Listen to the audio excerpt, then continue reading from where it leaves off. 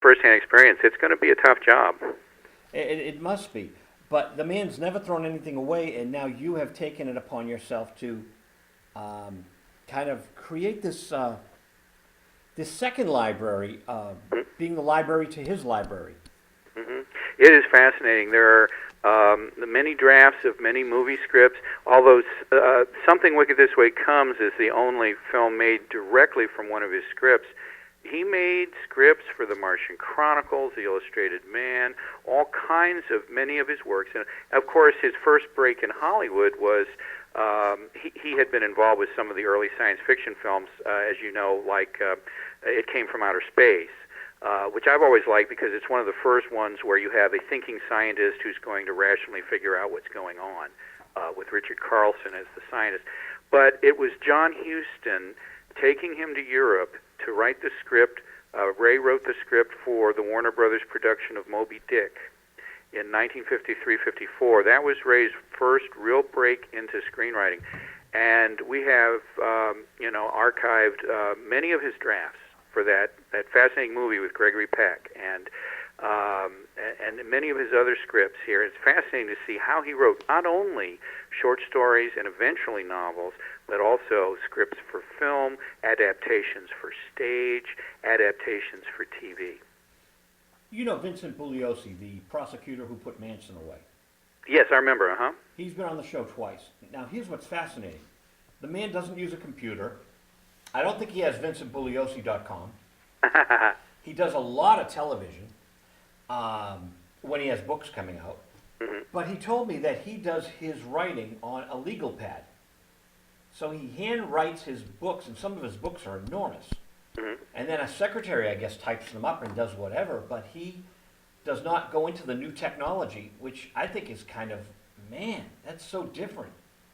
Yeah, now that's an interesting contrast or comparison with Bradbury, too. People make a lot out of the fact that he's never driven a car. We always drive him, and other people drive him whenever he goes out. And he didn't even fly in an airplane until he was 62 years old in 1982. It's not that he fears technology. He fears what man, or he's anxious about what man does with technology. As far as composing, though, he's definitely a child of the mechanical age, at least that far. Writers like Joseph Heller also composed longhand on long tablets, but Ray has always typed his stories. He was an excellent typist in high school, can type very proficiently, and as a matter of fact, there have been times when he's had to type in a dark room, and it doesn't slow him down a bit. Now, I hope this isn't a too off-basis question, but you're at the University of Indianapolis, right? University, yes. At the Indianapolis it's called Indiana University, Purdue University, Indianapolis, but Indiana University really runs and maintains the campus. Now, I love University of Illinois Press, so my question is, why Illinois when you're at another college? Well, we publish a lot of, here we are trying to preserve the works and restore the works of many authors, and so we have one series that we do here, George Sandiana, with MIT Press, right in your neighborhood. We do the works of Frederick Douglass with Yale, and we do a series also with Indiana University Press. But I felt, because Bradbury is a native son of Illinois, he spent his first 14 years in Waukegan in the 20s and 30s, and that great nostalgic book of small-town life, Dandelion Wine, is about Illinois. I felt that I just sort of had a hunch that if I went to the University of Illinois Press, which is a very fine press, and offered some manuscript sample for this book, that they might go for it, and they were very interested. So that's why I went with the University of Illinois. And they do wonderful work. I'm just so impressed. I don't know how someone turned them on to me a couple of years back, and I'm so glad they did because their work is phenomenal. Mm-hmm. Mm-hmm. Some book on the record industry I got, and I'm just very impressed with what they do. So, and I'm pleased to have you on tonight. This is a fascinating interview. This is just going great. The book is thick. You've got so much in here. It amazes me that, well, I'm so happy that university presses take the time to do it right. Yes, they do. They're very conscientious. They work well with scholarly editions as well as individual scholars. Yes, everyone we've worked with of the 4 or 5 have been excellent.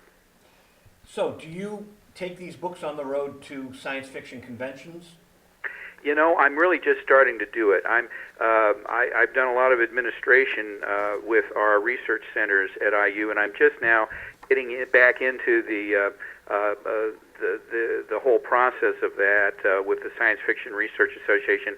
I'll probably take this book on the road, maybe to their Detroit convention next year. I'd love to come east to the NISFA sometime. I believe they have a convention too. I think they do. So yeah, do they? Oh, good. Yeah, you say NISFA, I say NESFA because it's easy for me.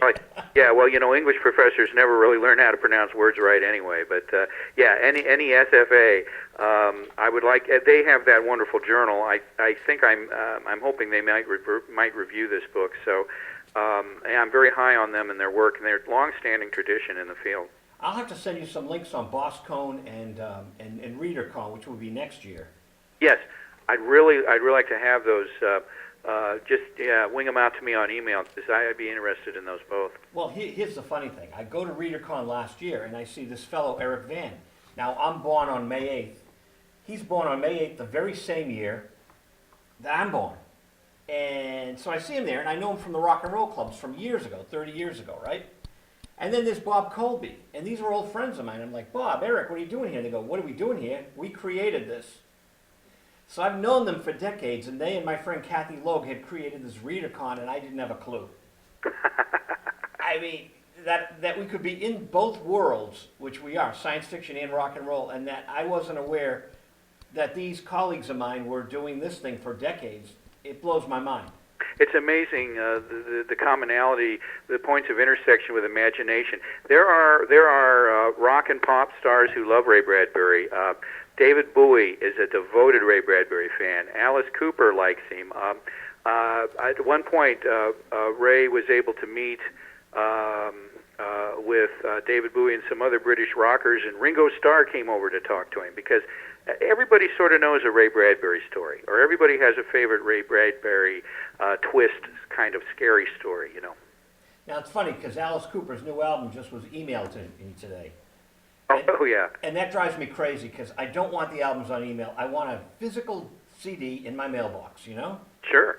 And Steve Hunter and Dick Wagner were Lou Reed's guitarists. Oh, yes. I'm writing a book about them. So I've had Dick Wagner on twice. Now, Steve Hunter is on the new Alice Cooper album.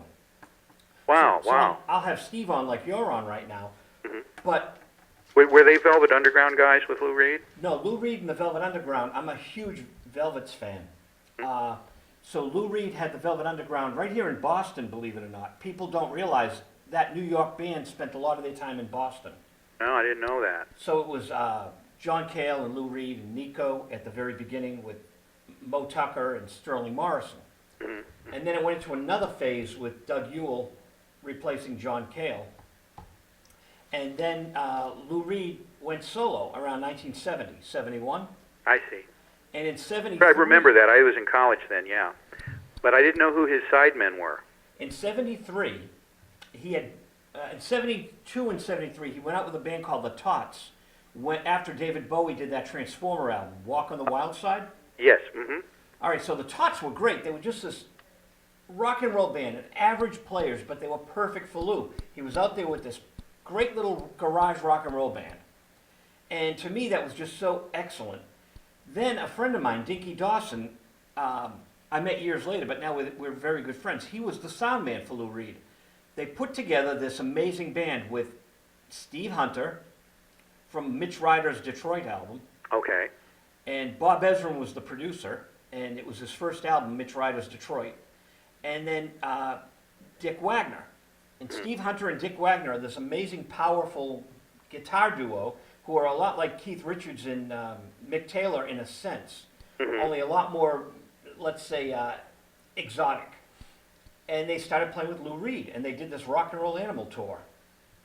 That's fascinating. Yeah, you mentioned Lou Reed going solo, and you're also alluding to after Mitch Ryder and the Detroit Wheels, and they make him over as a single artist too. Is that as I remember, am I remembering that right? Right, after the Detroit Wheels. Well, that was basically, he was involved with Bob Crewe, the producer, who had done Diane Renee, Navy Blue. Yes. Mm-hmm. So Bob Crewe's legendary producer, Discotheques Yeah. and Sexalettes. A lot of stuff. Yeah, I remember, LaBelle. especially early '60s. Yeah. Right, so after the Bob Crewe thing, Cream Magazine, I think, was involved in getting Bob Ezrin and Mitch Ryder on Paramount Records for this amazing album called Detroit. Mm-hmm. And he was solo, and he covered a Lou Reed tune called Rock and Roll, and they reinvented it. Mm. And so this is all like the basis for my book that I'm writing on the tour, but Alice Cooper picked up the band. Now, Dick Wagner had a stroke. He's doing very well now, but for some reason he's not on the new Alice Cooper, Welcome to My Nightmare 2, and I think it's his health issues. But his friend Steve Hunter did travel to Nashville, and they just cut the album. So I've totally gone off of your book now. We've gone on to Alice Cooper. But that's okay. I mean, a lot of these guys read. You know, they're big readers. Look at Alice Cooper. What an educated man he is. And a lot of them read Ray Bradbury. You know, I think Harry Nielsen was another fan of Ray's. And I would imagine Gene Simmons having his own fanzine. I wouldn't doubt it. He must have been a Bradbury. I would really place a bet on that. Mm-hmm. Gene Simmons would have to be a Ray Bradbury fan. Yeah, I think that's worth looking into. Yeah. Well, they were the Illustrated Men, weren't they, Kiss? Yes, they certainly were. And you're right. I didn't think of that, but these creative minds go along the same paths. Mm-hmm. Mm-hmm. You're having fun, right? Oh, absolutely. Yeah, I did 20 years in the Air Force, and it was during those years that I met Ray. In the last 18 years of being a research professor, it's just wonderful. Getting to work with Ray Bradbury is a dream. Oh, I would imagine. So, what did he think? Did he get the galley right away? I'm sorry? Did he get the galley of the book?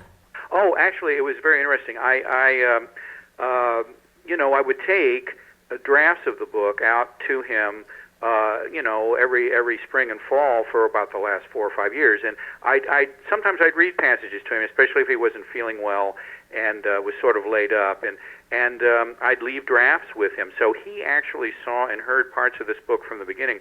And one year, I think it was 2 years ago, I mentioned this in the acknowledgments. A couple of years ago, I went back to the house, and he had written. He can hardly really write anymore because he had a stroke about 11 years ago. But he had written on the cover of the book, because this is about his early life and that writer that he was then. He had written, "Ray Bradbury, luckily, doesn't know I'm peeking out of his book and looking out of his eyes."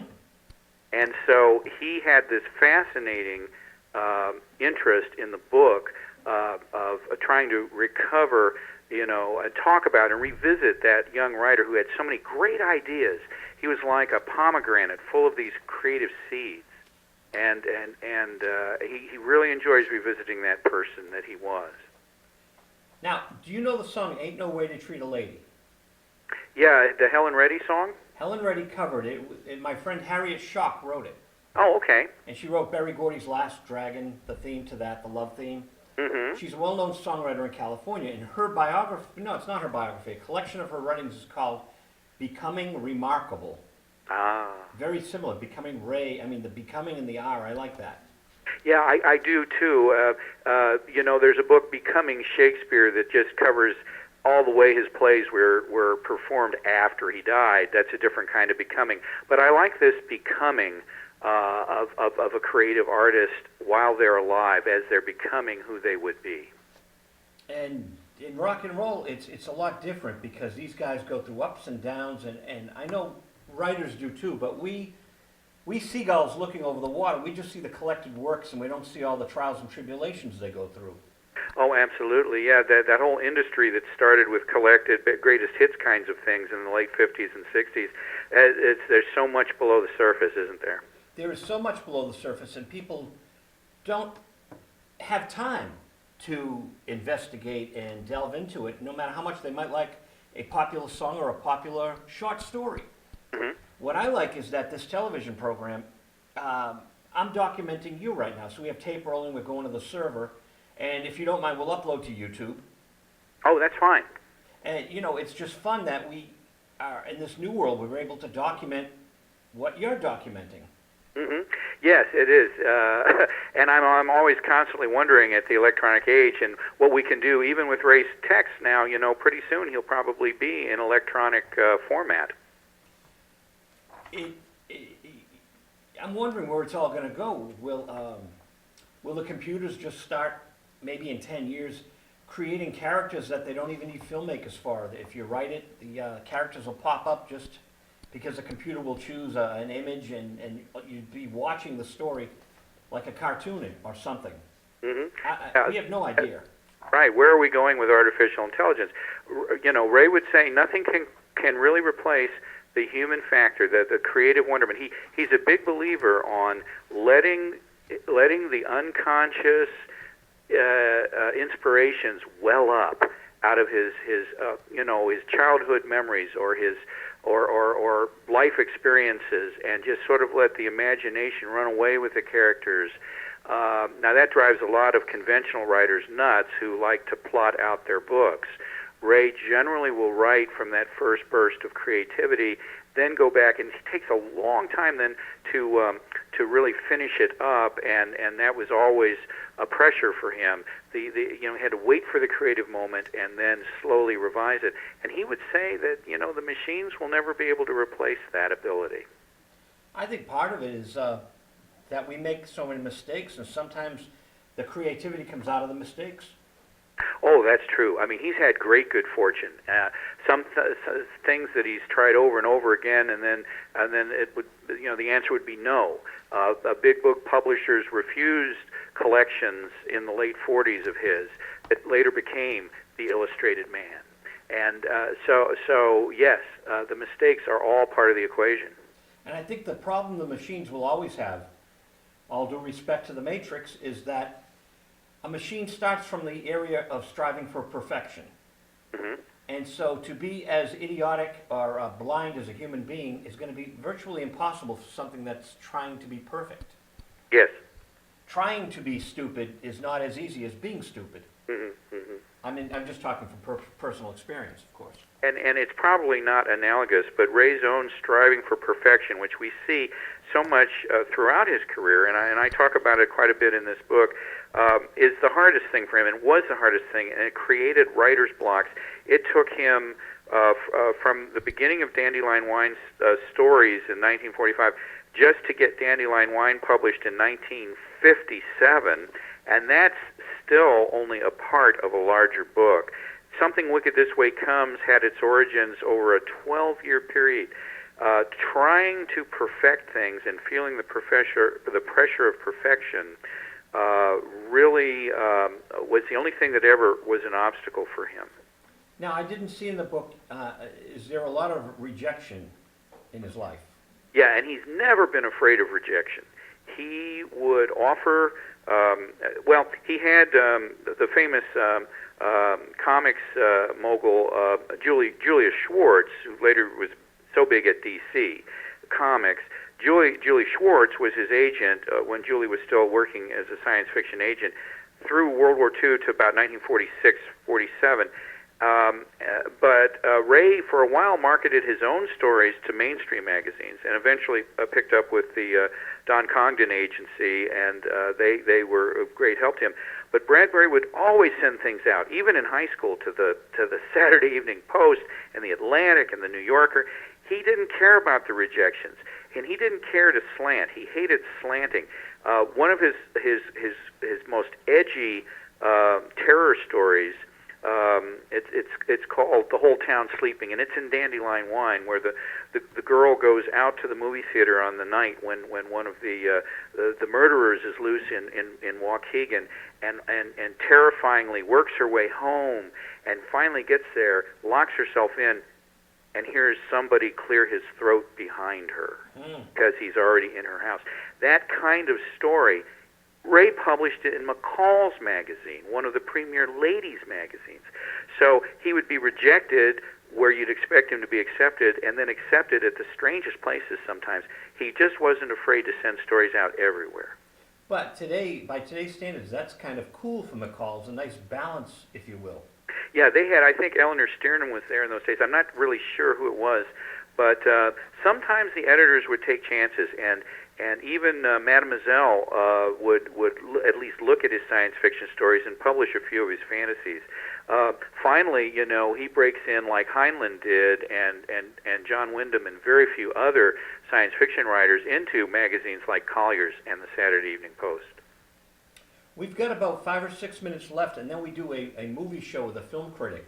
So, do you have a website? Yes, and I would love to be able to tell you what that website is. It's if you go to Indiana University. Oh, right. That's the site, that page. Yeah, the School of Liberal Arts, and then work your way to the Center for Ray Bradbury Studies. The email ends with CRBS, Center for Ray Bradbury Studies, or rather the URL does. And then we can go to Google and just find Center for Ray Bradbury Studies, which is just a fun thing for people to look at. Jonathan, what are you working on next? Well, I'm actually involved with editing a lot of these story collections of the various.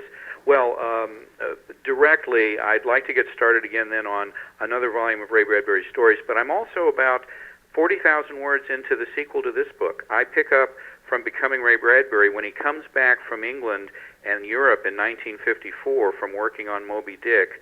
A very different writer returns. Ray Bradbury is less edgy. He's more nostalgic. He's just as lyric. He's just as poetic in his prose. He's still the metaphor man, but he's not as edgy, and his creativity is diverted into other things like film writing and stage writing and TV writing. So I'm going to pick up with the next book. What the title might be, maybe Becoming Ray Bradbury, the next volume may be Being Ray Bradbury, but it's definitely about the world of Ray Bradbury that he creates in the 1950s and 60s. I like that term, the metaphor man. Oh, he really is. Just like Edgar Allan Poe was. He is the metaphor man of our time. Oh, that's absolutely fascinating. The guest tonight on our show, Jonathan R. Eller, Becoming Ray Bradbury. When was the official date, or when is the official date?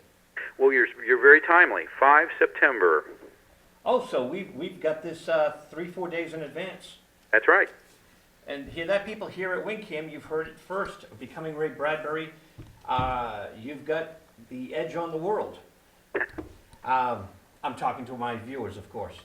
Of course. But Jonathan, thank you so much. You're welcome back here anytime. This has been a fantastic interview. Thank you, Joe. I've enjoyed it immensely. And good luck with this book, because I think it's important work you're doing. I really appreciate that. Thank you. Thank you, man. Okay. Good night. Good night. What a great guy. What a great guy. Boy, I got to have him back. University of Illinois Press. I've got to bring in the other books that they sent. It's fascinating. These books are libraries unto themselves. And you know what time it is, people?